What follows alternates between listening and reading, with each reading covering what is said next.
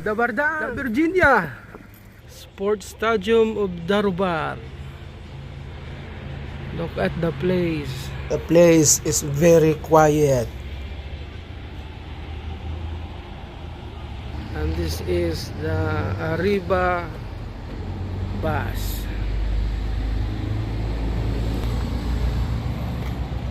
Darubar is to Stadium of Darubar.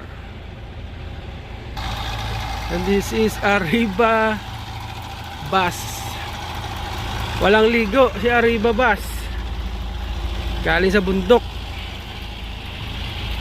Pero every week nililinis to si Arriba. As you can see, ito yung Darubar Sports Stadium. Yeah.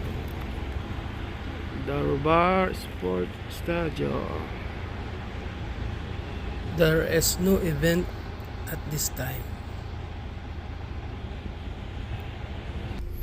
Ito naman ang bus namin dito sa Arriba. Automatic.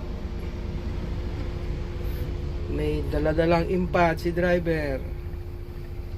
This bus is MAN, made from Germany. Quality brand of bus. Gagawa natin ng video to sa next video natin, yung function ng sa ating dashboard, yung kanyang mga button, saka mga functional niyan. Wala na kami sakay mga kaibigan, at naibaba na namin yung mga estudyante namin. Mamaya ulit sasakay na naman sila mga bandang alas 2 ng hapon. Ibabalik na naman namin sila doon sa Marina. This is a Pacras autobus ni Kulodobor Terminal. One Filipino driver spotted. This is an arrival time of all buses from School of Darubar. After 15 minutes break time of the driver, they will depart at 3:15 in the afternoon.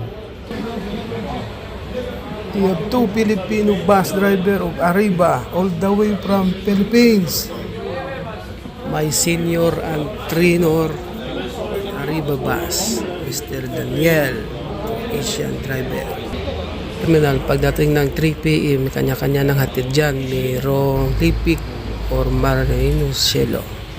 Kita nyo, nagsasakayan na yung mga estudyante kasi malapit na ang 3 PM. Wala kang sa ayos. Mag-depart na sila.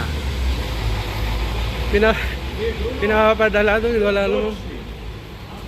Hindi naman sinasabi sa atin kung ano. Okay. Jacket mo dun. Hindi, yung jacket kasi... Mr. Daniel, Croatian driver. My trainer.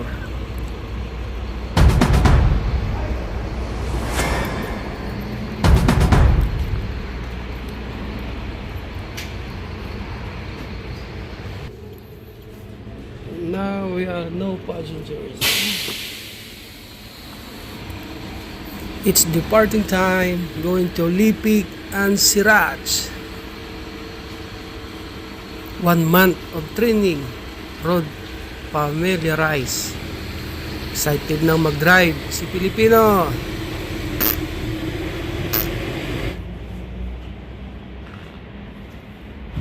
Hello guys, tapos na ang aming training at antay na lang namin yung aming machine para i-reading ang aming pack card. Antay na namin yung aming boss. But today, our training finish. Tomorrow again. Sotra. La Virginia!